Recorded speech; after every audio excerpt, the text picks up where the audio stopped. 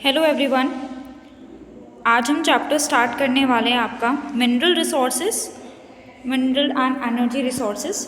Lastly class में हमने introduction पढ़ लिया था कि इस चैप्टर में हम क्या क्या रीड करने वाले हैं। बात करते हैं सबसे पहले कि where does this metal come from. ये जो मेटल होते हैं आपके पास, ये आते कहाँ से है बेसिकली। तो हमारे पास ये जो मेटल है ये आपके अर्थ के क्रस्ट से आते हैं।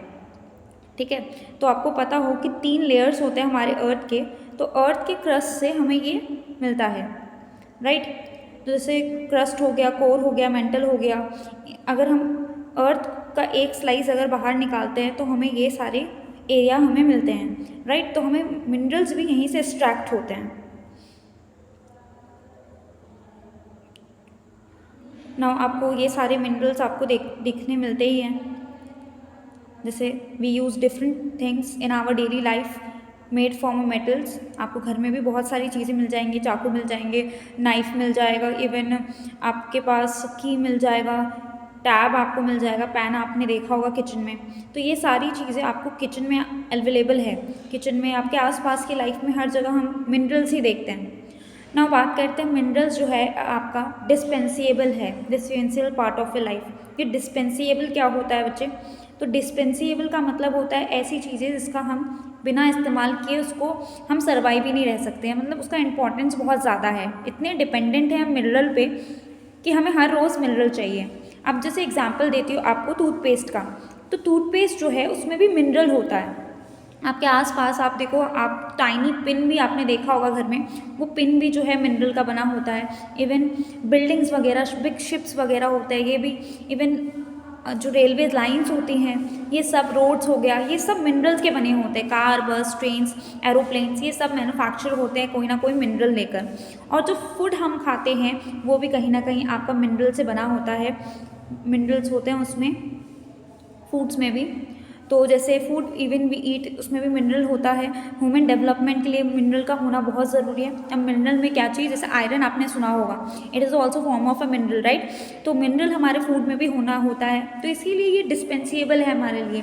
डिस्पेंसेबल मीन्स हम डिपेंडेंट हैं इस पर, विदाउट इसके हम जी नहीं सकते। तो mineral are indispensable part of our life. Now next topic है all living things need minerals. हर एक इंसान को मिनरल्स की ज़रूरत है। जैसे life process can not be occur without minerals. और आपको बताऊं, हमारे इंटेक के लिए 0.3% हमें न्यूट्रिएंट में से मिनरल तो चाहिए ही चाहिए। अदरवाइज हम कोई और भी न्यूट्रिएंट खाएं, 99.7% कोई और फूड खाएं और 0.3% मिनरल नहीं इंटेक करेंगे तो हमारे पास डिफिशियंसी आ जाएगी मिनरल की। अब आपको पता है आपके टूथपेस्ट जो होता है, टूथपेस्ट में भी आपके मिनरल है। जैसे टूथपेस्ट है उसमें सिलिका होता है, सबसे ज़्यादा सिलिका होता है, लाइमस्टोन होता है, एल्यूमिनियम ऑक्साइड्स होता है, फॉस्फोरस मिनरल, ये प्रेजेंट होते हैं आपके टूथपेस्ट में भी। और जो फ्लोराइड है वो आपकी कैविटीज़ को रिड्यूस करता है। एंड टूथपेस्ट जो है वो वाइटनिंग का काम करता है। इसमें टिटारियम होता है, ऑक्साइड जो प्रेजेंट होता है, और इससे क्या होता है आपका जो दांत स्पार्कल करता है, जो दिखाता है ना, जैसे टूथपेस्ट की ऐड में दिखाता है आपके दांत हीरे जैसे चमकेंगे, वो स्पार्कल होने का जो काम करता है वो काम है माइका का। जितने भी ब्यूटी प्रोडक्ट्स होते हैं उन सब में माइका होता है। टूथपेस्ट में पेट्रोलियम भी पाया जाता है, प्लास्टिक फॉर्म ऑफ पेट्रोलियम पाया जाता है उसमें।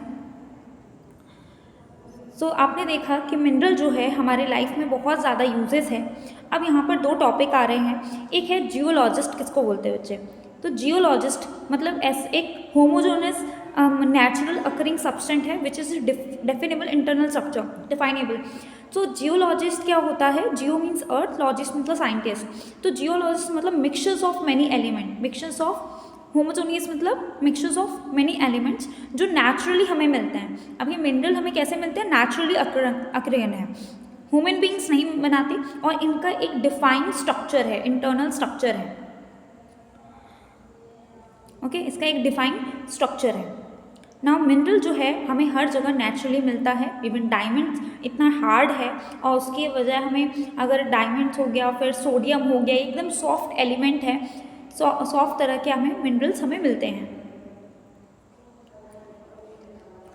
आगे चलते हैं। आगे where they mineral founds, basically ये मिनरल्स मिलते कहाँ हैं हमें।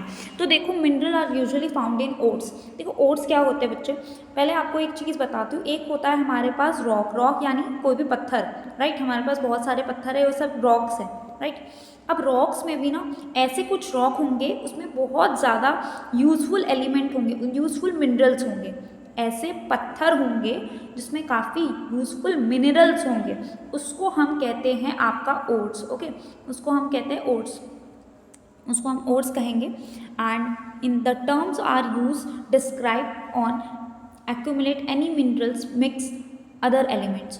जो ओट्स होता है, इस देखो ये जो पत्थर मैंने यहाँ पे आपको दिखाया, इसमें बहुत सारे और भी मिनरल्स बने हुए हैं। लेकिन ओट्स किसको कहते हैं, एक ऐसा पत्थर होता है जिसमें यूजफुल मिनरल हमें ज़्यादा मिलेंगे, यूजफुल मिनरल्स हमें ज़्यादा मिलेंगे और कम मिलेगा इम्प्योरिटी। इम्प्योरिटी क्या होता है, कभी आपने देखा होगा आपकी मम्मी जो है आटा आटा जब आटा का रोटी बनाती हैं तो आपने देखा होगा छाना होगा, छानती है मम्मी आटे को। तो जो आटे का जो रिफाइन जो सही आटा है वो आपका नीचे आ जाता है और जो छन्नी के ऊपर रह जाता है, आपने देखा होगा थोड़ा मोटे पार्टिकल्स रहते हैं, राइट। वही मोटे पार्टिकल्स ओर कहलाते हैं, जिसमें इम्प्योरिटी जो अननेसेसरी आपके मिनरल्स है या मिट्टी है वो बाहर चले जाते हैं और यूजफुल जो एलिमेंट है जिसमें आपको ज़्यादा मिनरल मिलने वाले हैं उसको हम ओर बोलते हैं। सो ये मिनरल आपको कहाँ से मिलेंगे, एक्सट्रैक्ट होंगे हमारे अर्थ के सरफेस से। तो इसका कॉस्ट भी हमें एक्सट्रैक्शन का काफ़ी ज़्यादा लगता है, काफ़ी कॉस्टली होता है इसको एक्सट्रैक्ट करना। इससे पहले मैं आपको ये बताऊंगी टाइप्स ऑफ रॉक। अब पत्थर कितने टाइप्स के होते हैं, तो पत्थर आप देखो सबसे पहले इंजीनियस रॉक। इंजीनियस रॉक कैसे रॉक होते हैं, आपने कभी ज्वालामुखी देखा है, ज्वालामुखी को फटते हुए देखा है तो अंदर से मॉल्टन मैग्मा निकलता है, राइट। इसी का दूसरा नाम है आपका लावा। तो ये लावा जो है जब आपका सरफेस पे आता है तो सरफेस पे पिघल जाता है और ये एक रॉक बन जाता है। ये जो रॉक बनाता है इसको ही हम इंजीनियस रॉक बोलते हैं। ओके, फॉर्मेशन थ्रू लावा। और एक आता है सेंडिमेंट्री रॉक। सेंडिमेंट्री रॉक्स क्या होते हैं, सेंडिमेंट्री रॉक्स ऐसे रॉक होते हैं जिसमें आपका जो पत्थर है वो लेयर बाय लेयर चलते जाते हैं, लेयर्स बाय लेयर बनते चले जाते हैं। इसको हम बोलते हैं सेंडिमेंट्री रॉक्स। जैसे आप मुल्तानी मिट्टी देखोगे, अगर कभी उसको तोड़ के देखना, उसको लेयर बाय लेयर आपको दिखता रहेगा, बनता रहता है, तो वो सेंडिमेंट्री रॉक्स में आता है। फिर आता है आपका मेटाफोरिक रॉक। तो मेटाफोरिक रॉक क्या होता है बच्चे, बहुत सारे रॉक होते हैं जो पुरानी चट्टानों, कोई चट्टान है उसका कोई पीस गिर गया नीचे, उसको हम बोलते हैं मेटाफोरिक रॉक। जो पुरानी चट्टानों से बने हुए हैं उसको हम बोलते हैं मेटाफोरिक रॉक। आई होप आपको ये तीनों क्लियर हो गया होगा। आगे हम शिफ्ट होते हैं, आगे हम पढ़ते हैं कि हमारे जो मिनरल्स हैं वो बेसिकली यहाँ पे जो स्टडी कौन करता है, study of minerals by geographer. दो लोग होते हैं जिनको बारे में पढ़ते हैं, एक हमारा कहलाता है आपका जियोग्राफर, एक हमारा कहलाता है जियोग्राफर एंड दूसरा हमारा होता है जियोलॉजिस्ट।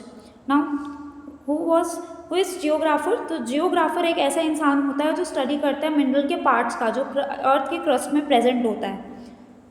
नाउ नेक्स्ट है जियोलॉजिस्ट। जियोलॉजिस्ट एक ऐसा पर्सन होता है जो स्टडी करता है मिनरल के बारे में कि मिनरल की क्या एज है, उसकी फॉर्मेशन क्या है, केमिकल प्रॉपर्टी, उसकी फिजिकल प्रॉपर्टी कैसे होती है, इसको हम जियोलॉजिस्ट बोलते हैं।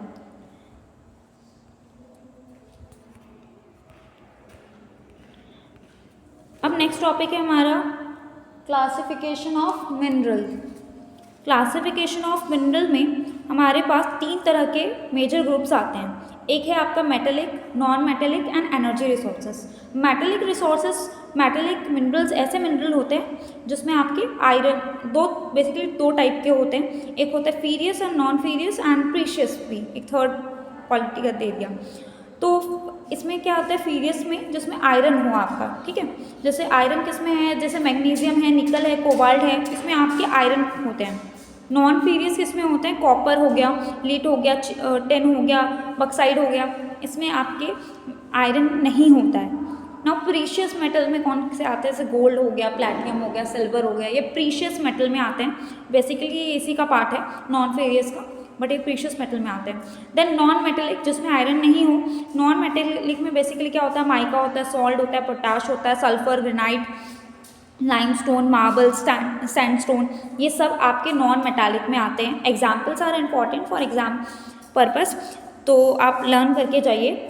और यहाँ पर एक एनर्जी रिसोर्सेज है, एनर्जी मिनरल है। एनर्जी मिनरल जिससे हमें एनर्जी मिलती है, हीट एनर्जी हो गया, सोलर एनर्जी हो गया, जैसे कोल है, पेट्रोलियम है, नेचुरल गैस है, इससे हमें एनर्जी रिसोर्सेज हैं ये सारे। नाउ नेक्स्ट, तो मिनरल जो है generally occur in this form, आपको मिनरल किस तरह के आपको दिखेंगे, तो बेसिकली आपको मिनरल जो है ना इंजीनियस फॉर्म में मिलेगा या तो मेटाफोरिक रॉक में मिलेगा। इंजीनियस रॉक में कभी कभार क्या होता है कि कोई मान लेते हैं कि कोई चट्टान है, ठीक है, इसमें थोड़ा सा क्रैक आ गया, गड्ढा आ गया, ऐसे क्रैक आ गया, तो इसमें ना कुछ मिनरल घुस जाते हैं, चले जाते हैं इसमें, ठीक है। तो इसी को हम इंजीनियस रॉक में, अब इंजीनियस रॉक हमने पढ़ लिया, मेटाफोरिक पढ़ लिया, इन चट्टानों में मिनरल्स आते कैसे हैं, तो बोला थ्रू क्रैक्स, या कहीं फॉल्ट आ गया, कहीं पे जॉइंट्स आ गया, तो उसमें वो मिनरल चले जाते हैं, ठीक है। और जो स्मॉल एरिया में, छोटी जगह पे क्रैक आया, उसमें मिनरल्स चले जाते हैं, उसको हम बोलते हैं वेन्स। और जहाँ पर बड़ा गड्ढा हो जाए और वहाँ पर पूरा मिनरल एक तरह डिपॉजिट हो जाए इस एरिया में, बड़े से जगह पे, उसको हम बोलते हैं लोड्स। याद रहेगा आपको, इम्पॉर्टेंट है, आप पढ़ के जाना, इसमें रीड करना। देन उसके बाद दे कूल एंड फिर उसके बाद वहीं पर ठंडे हो जाते हैं और वहीं पर रह जाते हैं। तो जैसे आपको टिन होगा, कॉपर होगा, जिंक, लेड, ये सब ऐसे ही हमें मिलते हैं विंस और लोड से। और भी बहुत सारे मेटल्स हैं जो हमें सेडिमेंट्री रॉक से मिलते हैं। सेडिमेंट्री रॉक्स बेसिकली बेड और लेयर्स बनाते हैं, जैसे मैंने कहा कि ये लेयर्स बनाते हैं, हॉरिजॉन्टल लेयर्स बनाते हैं और एक पे एक ऐसे चढ़ के बन जाते हैं ये। जैसे कोल हो गया, कोयला, आपको पहले भी क्लासेस में आपने पढ़ा होगा कि कोयला का फॉर्मेशन कैसे होता है, कोयला कैसे बनता है। सेम इसी तरह से ही आपका ये भी कोल भी आपका इसी वे में बनता है, सेडिमेंट्री वे में बनता है। नाउ नेक्स्ट है generally occur in this form, और रॉक्स आपका डीकम्पोजिशन ऑफ सरफेस रॉक से भी बनता है। Decomposition another form of formation involve decomposition of surface rock, removal of soluble substance. क्या होता है कि कोई रॉक होता है, उसमें रॉक में ना कुछ सॉल्यूबल, कुछ पानी जैसा एलिमेंट उसको हटा देते हैं और उसमें बहुत सारे रेडिएंट वेदर की कंडीशन की वजह से या फिर पानी, तूफान, ये सब वेदर कंडीशन की वजह से वो मिनरल्स एक दूसरे में मर्ज हो जाते हैं, जम जाते हैं, एक साथ मिल जाते हैं, उसको हम कहते हैं डिपोजिशन ऑफ सरफेस रॉक। बहुत सारे रॉक, जैसे आप पानी के तट के पास देखोगे कि बहुत सारी मिट्टी पहाड़ों से आती हैं और एक पे एक परत बनाते हुए चलती है या फिर वहीं पे जम जाती है पानी के एक साइड पे, तो इसको बोलते हैं डीकम्पोजिशन ऑफ सरफेस रॉक। इससे भी, जैसे बक्साइड है आपका, इसी वे में आपका बना हुआ है। नाउ नेक्स्ट है generally mineral generally occur in this form also alluvial deposits में है। एलुवियल डिपॉजिट जैसे कहा हिली एरिया में आप जाइए तो हिली एरिया में क्या होता है, पहाड़ों से ना बड़े बड़े चट्टान जब आते हैं तो उसके साथ भी बहुत सारे मिनरल्स लेकर आते हैं, पत्थर, कंकड़, बहुत सारे लेकर आते हैं, राइट। और वो सब नदियों के पास ना क्या करते हैं, डिपॉजिट हो जाते हैं। जैसे पानी आ रहा हो, ऐसे रिवर आ रही हो, तो यहाँ ना डिपॉजिट्स हो जाते हैं ये, और ये यहाँ पे ही रह जाते हैं। पानी तो अपना आगे बढ़ता रहता है लेकिन ये यहाँ पे डिपॉजिट्स हो जाते हैं। तो ऐसे डिपॉजिट जब होते हैं तो हमको सबसे ज़्यादा gold, silver, tin and platinum मिलते हैं। आपने देखा होगा कई बार बहुत सारे लोग जो है ना ऐसे छन्नी टाइप का लेकर बैठते हैं वहाँ पर नदियों के पास, और ना मट्टी से ना लोग गोल्ड निकालते हैं, सिल्वर निकालते हैं, प्लेटिनियम निकालते हैं। तो बेसिकली किससे आता है वो, एलुवियल डिपॉजिट से आता है ना। ओशन वाटर में भी हमें मिनरल मिलते हैं, ओशन वाटर में भी हमें ब्राउनीज मिलता है, सॉल्ट, मैग्नीशियम, ये सब हमें ओशन से मिलता है। जैसे मैग्नीशियम हो गया, ये हमारे पास सबसे ज़्यादा अंडरग्राउंड वाटर से आता है, ओशन से आता है। नाउ अब बात करेंगे और कौन सा तरीका है जहाँ से हमें मिनरल्स मिलते हैं। तो एक तरीका है रेड होल माइनिंग। देखो रेड होल माइनिंग जो है ना इल्लीगल माना गया है इंडिया में। क्या होता है कि मैंने कहा कि हम ना एक्सट्रैक्ट करते हैं कि धरती के नीचे भी हम गड्ढा करके उसमें से में मिनरल लेते हैं, राइट। तो क्या होता है कि बहुत ऐसी जगह इंडिया में जहाँ पे इल्लीगल माइनिंग कर रहे हैं लोग, वहाँ पे ना बहुत ही स्मॉल, इतना छोटा, आपको ये फोटो दिखाई दे रहा है, इतना छोटा अमाउंट के ये गड्ढा खोदते हैं और वहाँ पे ना छोटे छोटे बच्चों को भेजते हैं अंदर, ताकि ये थोड़ा माइनिंग कर लाए और कुछ अच्छे मिनरल्स एक्सट्रैक्ट कर लें। ये बच्चों को भेजते हैं और ये इल्लीगल है क्योंकि वैसे भी चाइल्ड लेबर करवा रहे हैं इनको, और मान लेते हैं, और ये डेंजरस भी है, मान लेते हैं ये नीचे गिर गया तो, और इसमें अचानक से ग्राउंड वाटर पानी आ गया तो तो बच्चे की तो डेथ हो जाएगी। कई बार आपने इस कहानी सुना होगा कि बच्चे फंस जाते हैं ऐसे गड्ढों में, गड्ढा जैम हो जाता है। आपने न्यूज़ वगैरह भी देखा था, आपने कुछ सालों में आपने न्यूज़ भी देखा था कि लोग वगैरह ऐसे होल्स में फंस जाते हैं, तो उसको रेड होल माइनिंग बोलते हैं। और गवर्नमेंट ने सबसे ज़्यादा, ये मेघालय में है, और गवर्नमेंट इसको क्या है, जहाँ पे मेघालय है वहाँ पे लार्ज डिपॉजिट्स हैं, कोल, आयरन ओल, लाइमस्टोन मिलता है। और रेड होल माइनिंग को बेसिकली मना कर दिया गया है, इलीगल डिक्लेयर कर दिया गया है।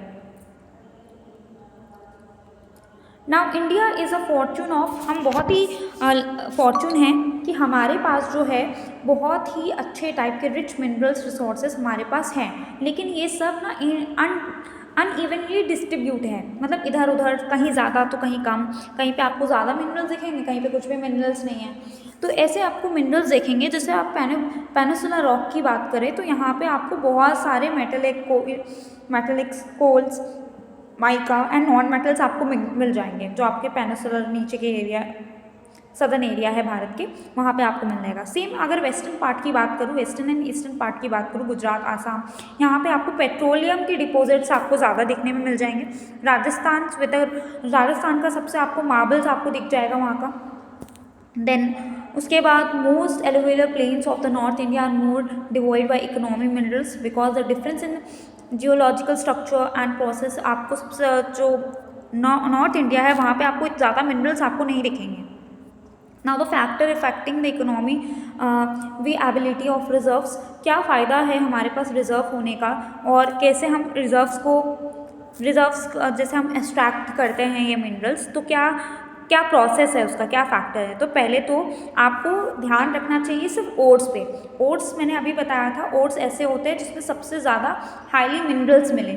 हम सभी मिट्टियों पे नहीं जाएंगे, हम सभी रॉक्स पे नहीं जाएंगे, सिर्फ ऐसे ओट्स पे जाएंगे जिसमें हाईली मिनरल्स हमें मिले, राइट, और हमें ईजिली एक्सट्रैक्ट हो जाए, ऐसे काम करेंगे जिसमें ईजिली हमें वो मिनरल हमें मिल जाए। और फिर ऐसी जगह हम माइनिंग करेंगे जहाँ पे क्लोजेस्ट टू मार्केट हो। फॉर एग्जांपल कि अगर मैं गुजरात में बैठ के सोच रही हूँ कि मुझे तो डायमंड का है, यहाँ पे मैं डायमंड की शॉप लगाऊंगी और डायमंड मैं एक्सट्रैक्ट करूँगी गुजरात में बैठकर। डायमंड आता है आपका कहीं और से, झारखंड वगैरह से, झारखंड, ओडिशा से।